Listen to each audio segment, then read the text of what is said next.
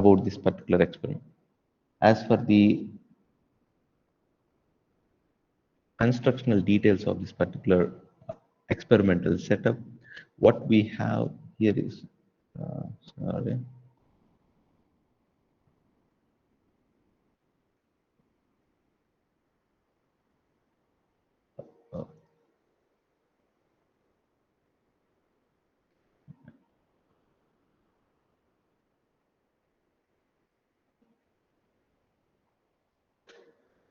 uh, what we have here is,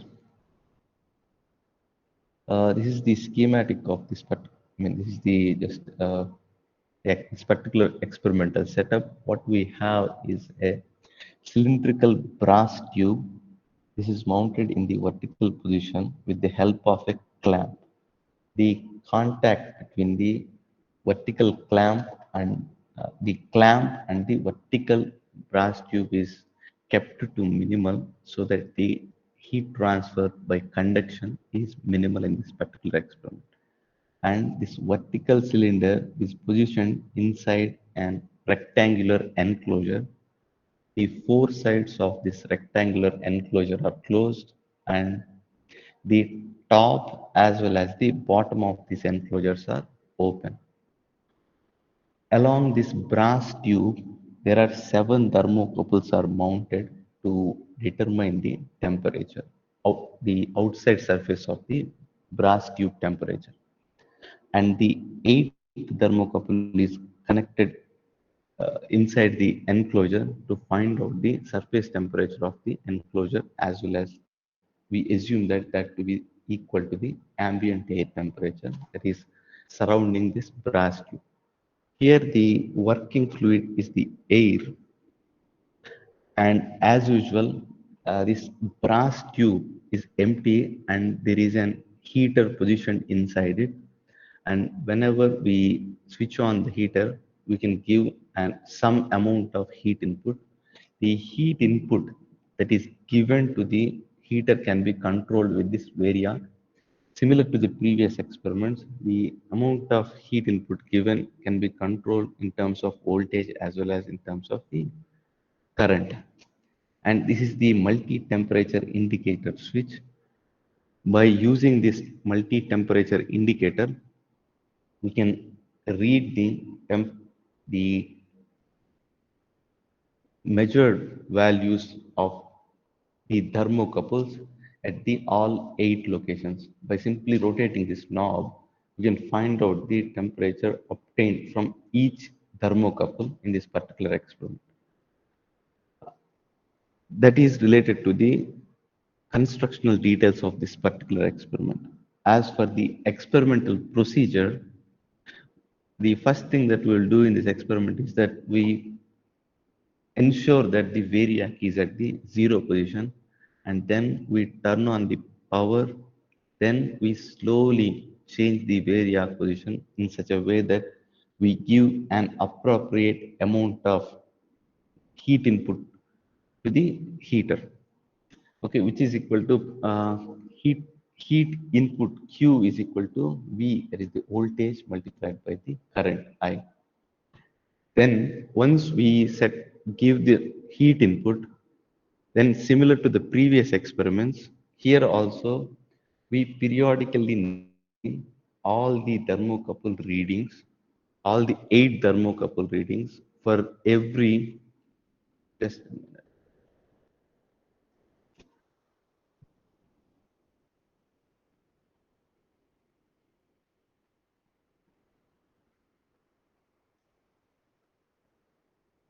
Yeah, for every 10 minutes, after some time, the system reaches a steady state. Here, the system reaches a steady state means the heat input is equal to the heat transfer by convection. Here, the convection means that by natural convection as well as by other modes. In this analysis for this particular experiment, we are only considering the heat transfer by the natural convection as well as the heat transfer by the radiation. We are assuming that the heat transfer by conduction is minimal in this particular experiment, and we are negating things in the calculation of the average convective heat transfer coefficient. And once the system reaches the steady state and we note down those temperature readings, and then we slowly bring this variac to the zero position and we switch off the power supply. This is concerning the experimental procedure. Now let us see the calculations that needs to be performed related to this experiment. What we want to find out is the average convective heat transfer coefficient in natural convection when this hot brass cylinder is dissipating heat to the surrounding air. Now let us see. Yeah, as I was mentioning, the aim of this particular experiment is to determine the natural convection heat transfer coefficient for a vertical cylinder dissipating heat to the ambient air. This we have already seen. As per the specifications of the component experiment, the rectangular and the length of the brass cylinder is 51 centimeters and its outer diameter is 38 millimeters and the heater is of nichrome heater, and these are the ranges of multi-channel temperature indicator as well as the voltmeter and ammeter.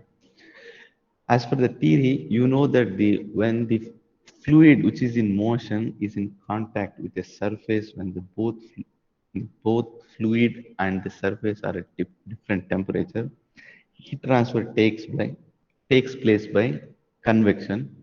If the fluid motion is induced by some external means, such as using a blower or a fan, similar to what we have done in a forced convection, then such type of convection is called as forced convection. On the other hand, in the natural convection, the fluid motion is induced by the buoyancy forces. Here, these buoyancy forces are resulted due to the differences in the fluid due to the temperature gradient. Under the influence of yes, yeah, under the influence of a body force, usually this is the gravitational force in most of our experiments. From the Newton's law of cooling, we know that the convective heat transfer rate Q is equal to HA Ts minus T infinity. Here H is the convective heat transfer coefficient, either it is in the forced convection or it is in the natural convection, and Ts is the average surface temperature, and T infinity is the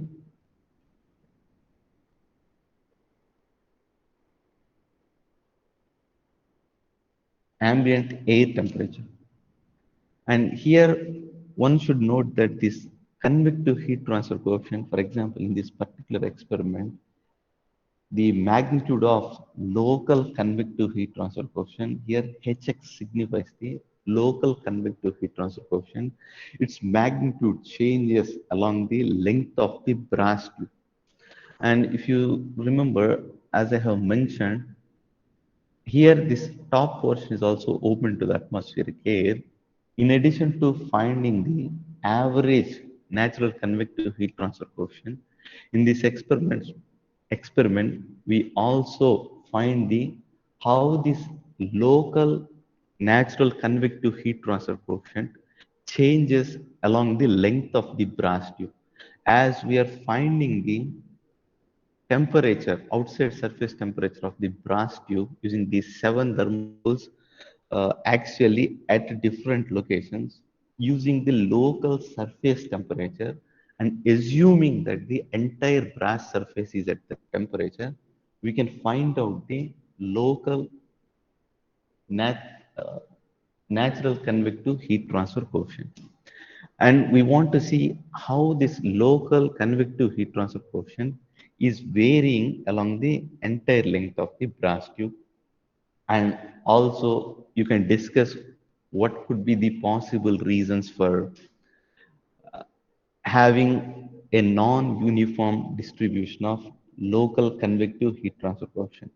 So one of the reasons that sir has discussed is that this top side surface is exposed to the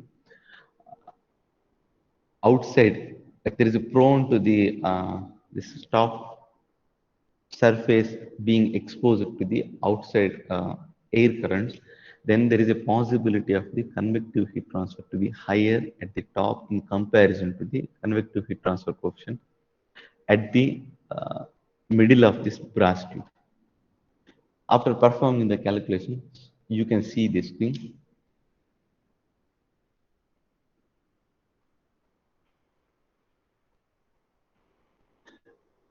The procedure we have already discussed. We switch on the power supply and we give some constant amount of power supply to the heater, and after that we periodically take the thermocouple readings on the outside surface of the brass tube.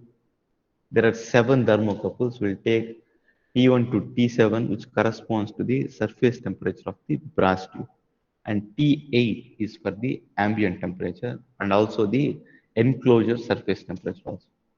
And we'll repeat this procedure for every 10 minutes until the 2 consecutive sets of readings are equal. Then we assume that the system has reached the steady state, and we turn the dimmer start to 0 output and we switch off the power supply. This is the voltmeter reading and this is the ammeter reading. We only perform the calculations at one power input value, and these are the 7 temperatures corresponds to the at different locations of on the brass tube outside surface, and T8 corresponds to the enclosure surface temperature as well as the ambient air temperature. As for the calculation procedure, in order to find out the average natural convective heat transfer coefficient, we'll find out the average brass tube outside surface temperature, that is simply by averaging the last set of readings where we assumed that the system has reached the steady state. We find out the average surface temperature of the brass tube and we find out the heat input is equal to V multiplied by I. Then at the steady state, the amount of heat given is equal to the heat transfer by convection plus heat transfer by radiation. As I have mentioned, although there could be a small loss due to the heat transfer by conduction, we are neglecting that part in this particular calculation. And the heat transfer by radiation can be calculated using this particular formula. Here S is equal to the outside, the surface area of the outside surface area of the brass tube, and sigma is the Stefan Boltzmann constant, and emissivity epsilon for the brass tube. This is emissivity depends upon the type of surface. For this particular experiment, you can take the emissivity for the outside surface of the brass tube is equal to 0.5. And here Ts is the average surface, outside surface temperature of the brass tube, and T infinity is the enclosure surface temperature. T8 is equal, T infinity is equal, sorry, T8. From this one, we can calculate the heat transfer rate by radiation by radiation. And we know the heat input to the power input to the heater. Q is already known, and we can find out the heat transfer by convection by subtracting the heat transfer by radiation from the heat input. From the Newton's law of cooling, we know that the heat transfer by convection Q is equal to H A Ts minus T infinity. Here Ts is the average surface temperature of the brass tube and T infinity is the ambient air temperature. And S is the heat transfer surface area. Here, this is S is equal to pi d multiplied by L, and based on this formula, heat transfer by natural convection is already known. We know the S and we know Ts and T infinity. We can experimentally find out the average convective heat transfer in natural convection. As I have mentioned, in addition to finding out the average convective heat transfer coefficient, we also would like to see how the convective heat transfer coefficient varies along the length of the brass tube. Here, to find out how the local convective heat transfer coefficient changes along the length of the brass tube, we are assuming we have found out the temperature at several locations using the thermocouples. And when we are performing this calculation, we are assuming that the entire brass tube is at that particular temperature where we are measuring the at a location where we have measured the temperature. Although we are measuring the temperature locally, we're assuming that the entire surface is at the temperature. Based on that assumption, we can calculate the local convective heat transfer coefficient at 7 locations. We have already known the heat transfer rate by convection divided by S multiplied by Tn minus T infinity. Here Tn changes for each thermocouple. In that particular fashion, we can calculate the local convective heat transfer coefficient corresponds to the location of the thermocouples. And finally, similar to what we have done in the forced convection experiment, here also we would like to calculate the convective heat transfer coefficient from empirical relations. Again, you will get to know about these things in detail in your heat transfer course. We'll only just show you how one can calculate the convective heat transfer coefficient from empirical relations for this particular arrangement. Here, the properties of air are extracted at the film temperature, that is equal to Ts plus T infinity by 2. Here, Ts corresponds to the average surface temperature of the brass tube, and T infinity corresponds to the ambient air temperature. At this particular temperature, we will get the properties of the air, as the air is the working fluid here. Here the Nusselt number is a function of Grashof number and Grashof number and Prandtl number. In the forced convection, we have seen that the Nusselt number is a function of Reynolds number and Prandtl number. On the other hand, in the natural convection, the Nusselt number is a function of Grashof number and Reynolds number.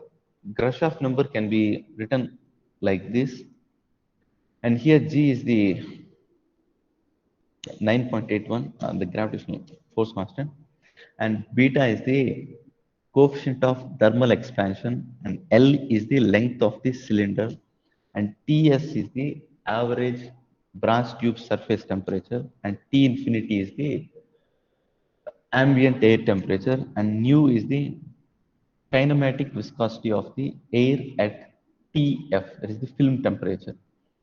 Then Rayleigh number is equal to Grashof number multiplied by Prandtl number. Here the Prandtl number is the property of the fluid, which you can also, the property of the air, which you can refer to the appropriate property tables for air, and you can extract that value at the obtained Tf, that is the film temperature.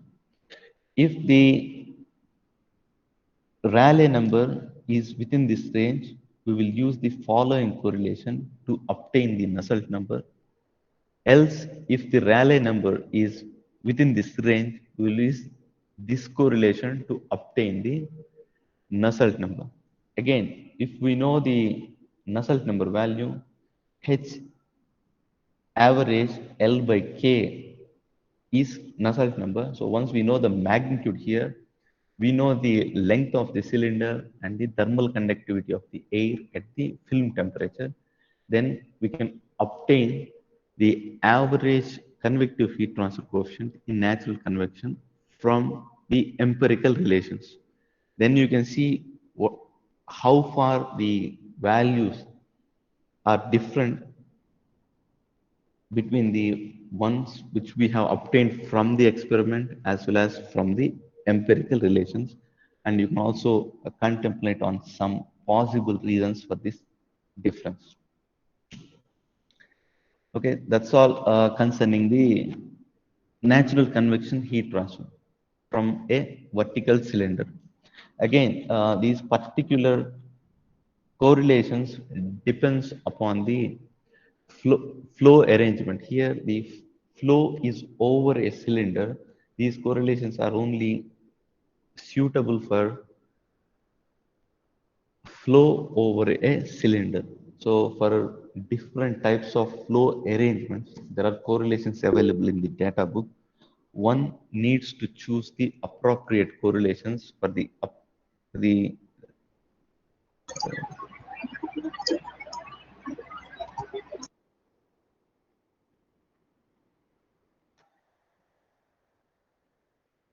for the suitable range, then we can use the appropriate correlation to find out the Nusselt number. Uh, and then we can find out the average convective heat transfer coefficient.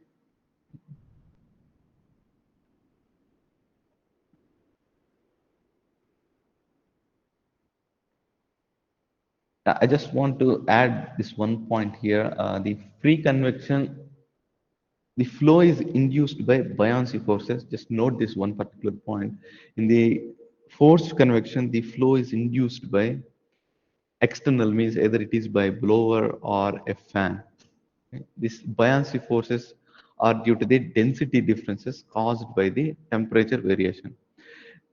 And this is the Newton's law of cooling. Q is equal to HATS minus T infinity. Here Ts is the surface temperature and T infinity is the bulk fluid temperature. And this is the one particular figure which I want to show before closing this experiment.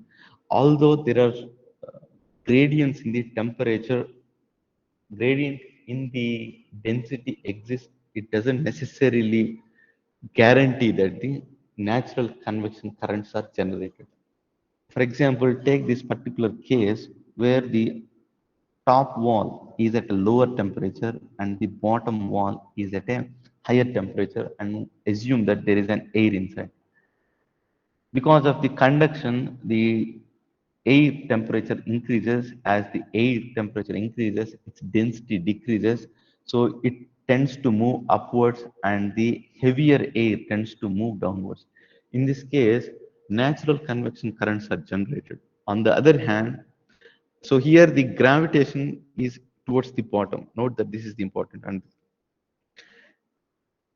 if you consider the same case where the difference is that if you assume that the top wall is at the higher temperature than at the bottom wall, then due to the conduction from the high temperature wall, the heat transfers to the air.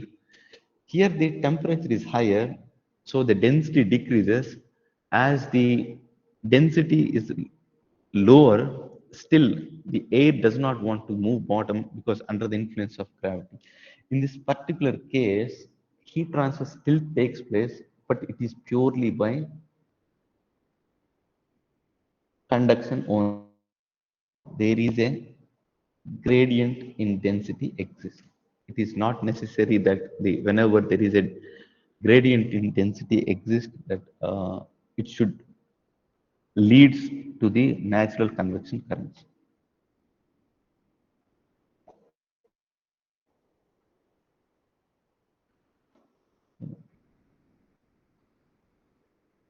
And okay, we'll continue the discussion concerning the other experiment, that is the thin fin apparatus. The objective of this experiment is to determine efficiency of a pin fin. First, let us see briefly the shapes of different fins. Generally speaking, fins are extended surfaces which are attached to the primary surface to enhance the area so that the convective heat transfer from the surface is increased.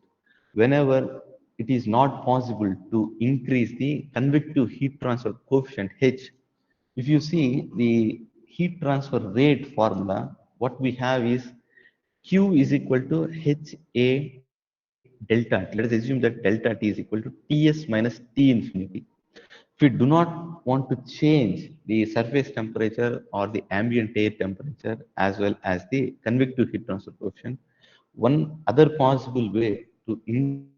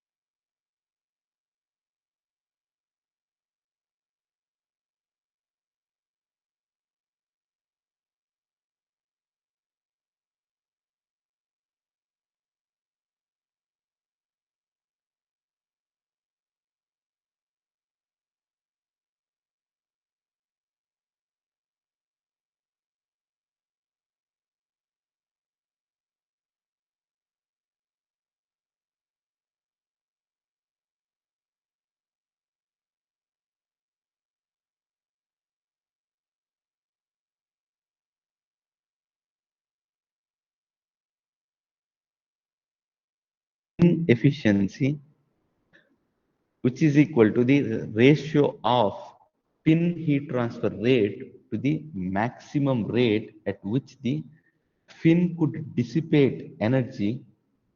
This rate happens, the maximum possible heat transfer happens when we assume that the entire, Excuse me, sir. yes, So the screen is not visible. And also you are not audible for some time in between. I guess about 1 or 2 minutes. oh, really? Ah, okay. Okay, maybe there is a problem with the connection. Sorry, because I was in bigger screen, I couldn't see.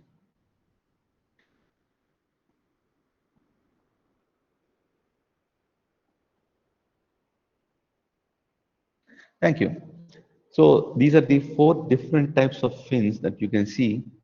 And in this particular experiment, we're talking about the pin fin with uniform cross section. The cross section area of the fin remains constant along the length. So simply speaking, this is simply a cylindrical tube, cylindrical rod. Sorry. And we were talking about in this experiment, we would like to find out experimentally the fin efficiency, which is defined as the actual heat transfer rate to the maximum possible heat transfer from the fin, which happens when we assume that the entire surface area of the fin at the base temperature to which the fin is connected. If you do that one, this is how the fin efficiency formula looks like. We will again see the simplified expressions for different boundary conditions where we have different formulas for the actual heat transfer rate. Most probably you might have seen all these formulas already in your heat transfer course. Okay. Now, let us see the constructional details concerning this particular experiment.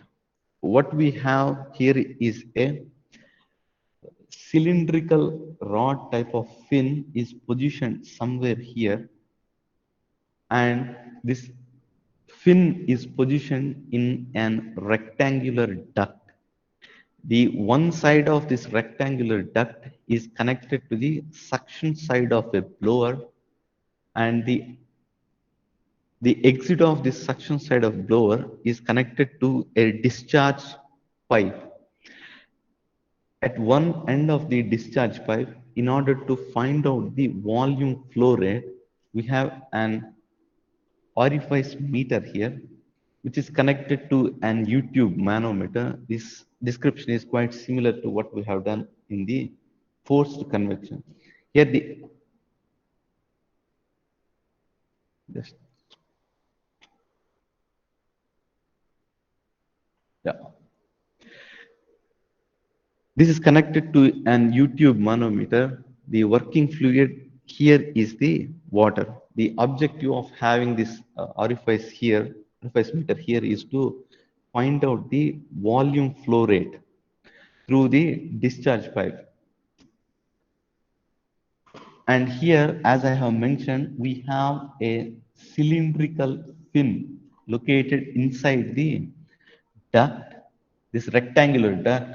The cylindrical fin is extended outside the duct also. At the end of the fin, we have mounted an electrical heater so that whenever we switch on the power supply, we can give heat input to the fin at the heat. We want to give heat input. And similar to the previous experiments, here also we can control the power input, that is the heat input, by changing this variac, and which is controlled from the ammeter. Similar to the previous experiments, we have here an temperature indicator switch, which is used to read the temperatures measured by the thermocouples in the experiments. Here on the fin, 5 thermocouples are actually located. So as Sir is showing, here there is a fin, and the fin is extended outside of this rectangular duct. Here, the fin is from here to here. At the same time, some portion of the fin is also situated on the outside of the rectangular duct. And a heater is mounted on that portion of the fin.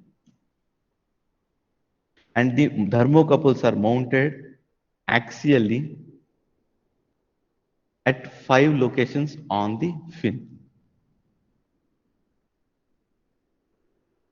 This is a hollow duct. So somewhere here, there is a fin located. Along the fin, there are 5 thermocouples mounted, and at the same time, there is one more thermocouple to determine the ambient temperature of air.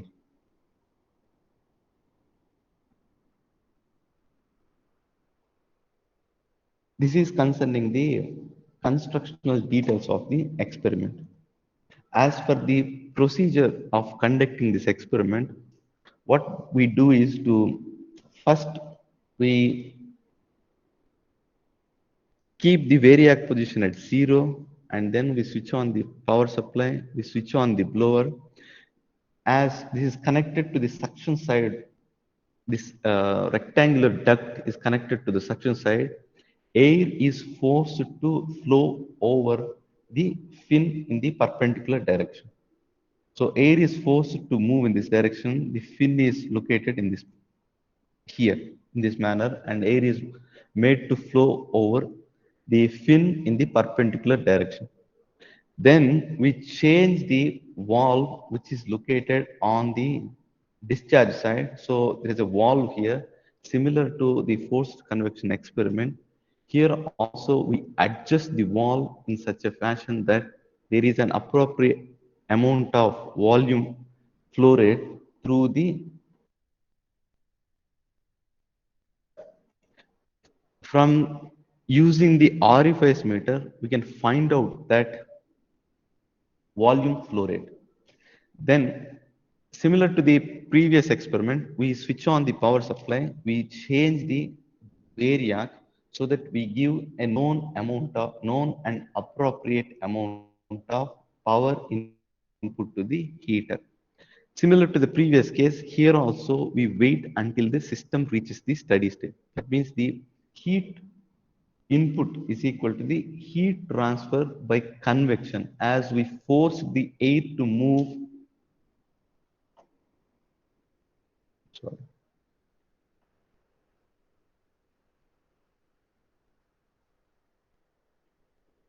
Am I still audible? Yes, sir. Yes, sir. Yes, sir. Okay. Oh, thank you.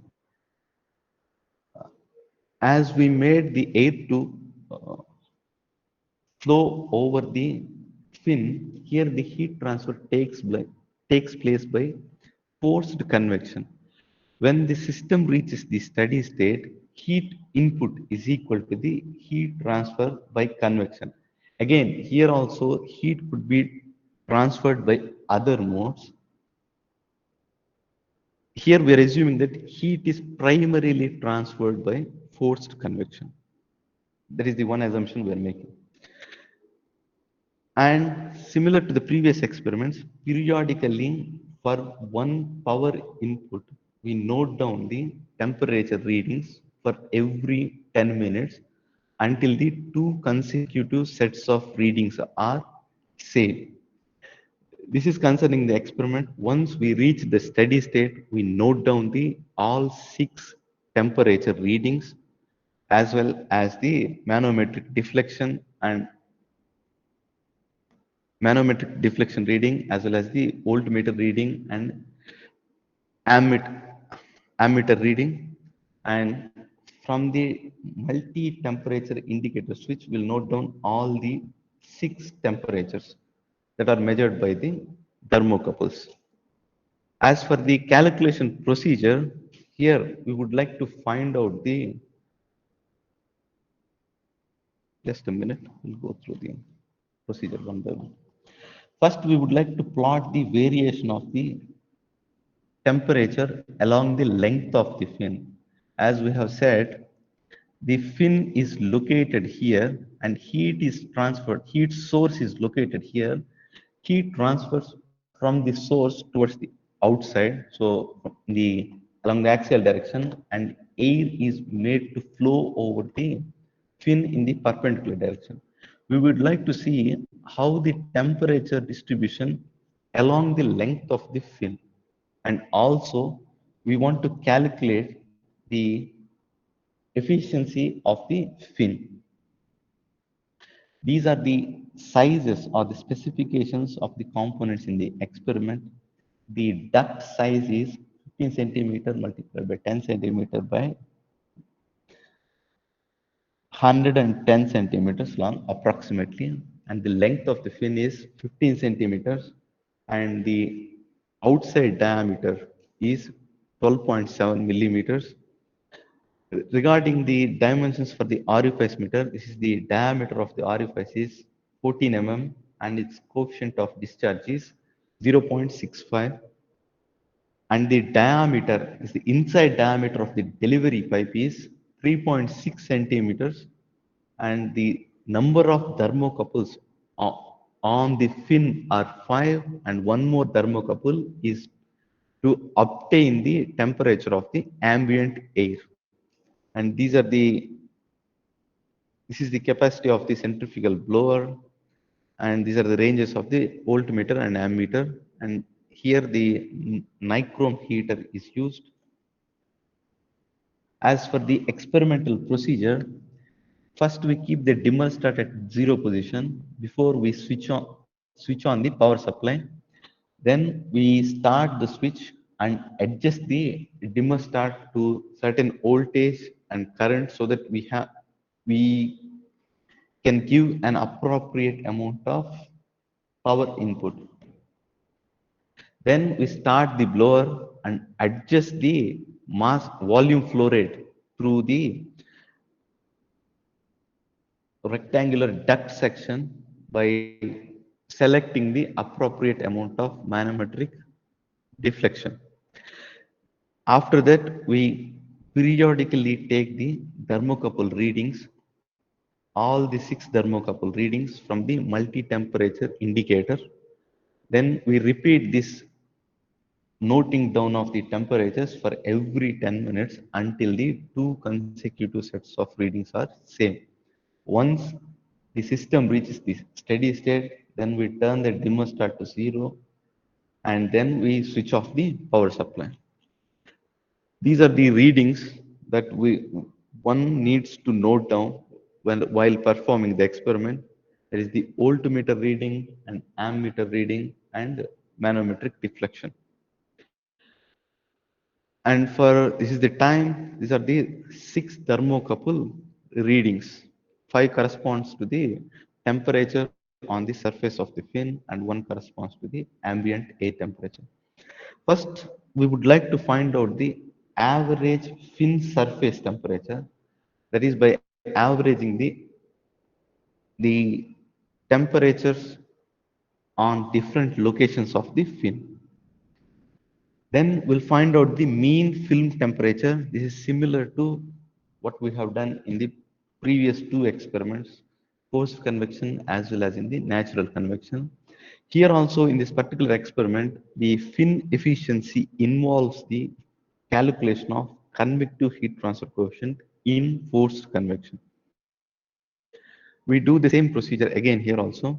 For that, we are obtaining the mean film temperature, which is equal to T6, that is the ambient air temperature, plus average fin temperature divided by 2.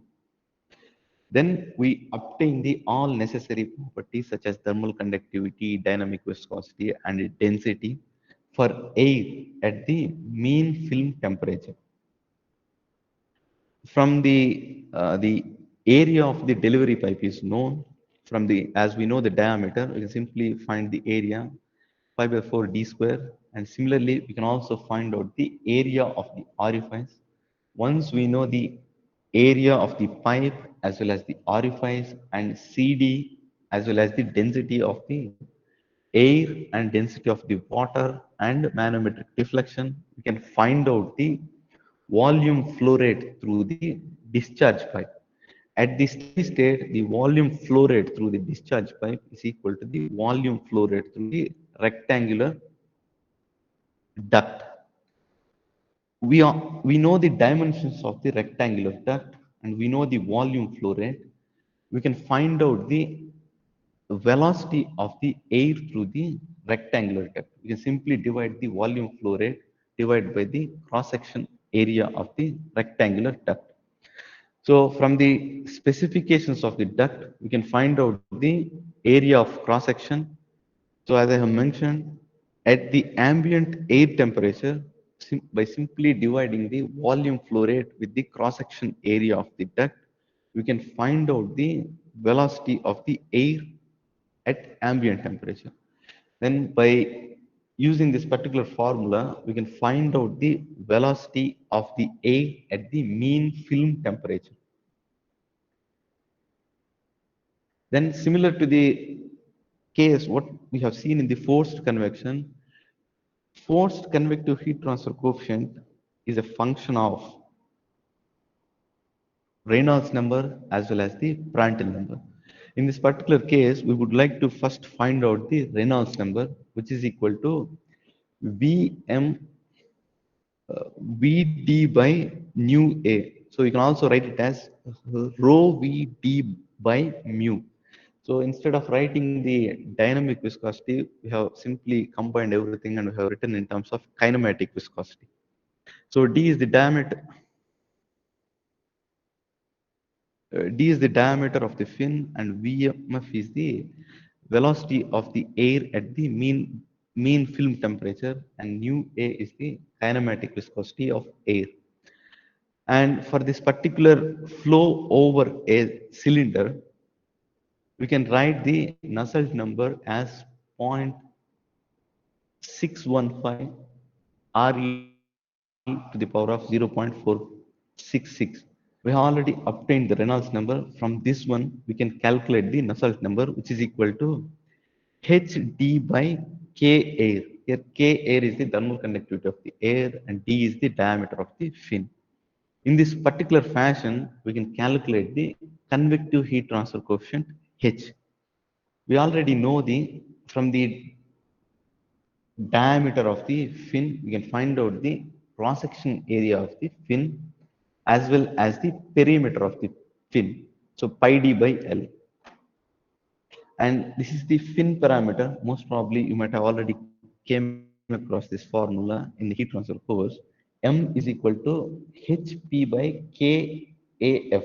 Here H is the convective heat transfer coefficient and P is the perimeter, K is the thermoconductivity, and AF is the cross-sectional area.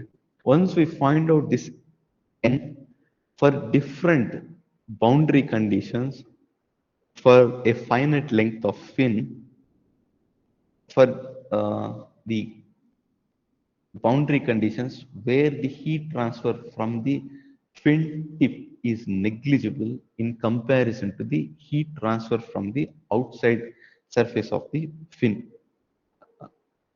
In that case, it is assumed to be the adiabatic tip. This is the formula that can be used to obtain the efficiency of the fin, and this is the case where the heat transfer from the tip is significant in comparison to the outside surface of the fin.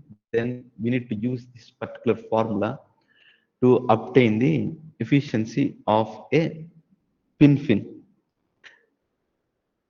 And you can see which one of these two is appropriate in this particular case.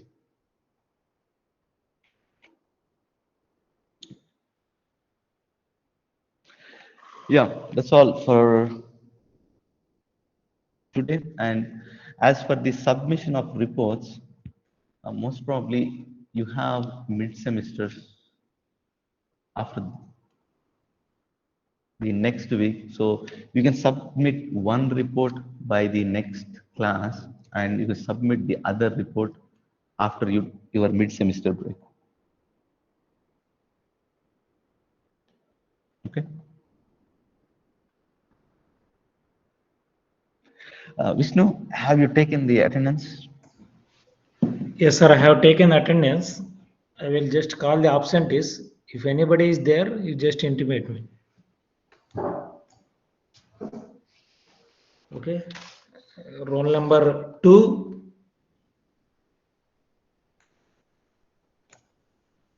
3, 10, 11, 18. Vishnu, just Sir. could you please just wait 1 minute? Okay. Yeah, before I forget, I have mentioned that you have 3 components for the evaluation in the course. One is the day-to-day reports, and other one is one exam, and the other one is end exam. As for the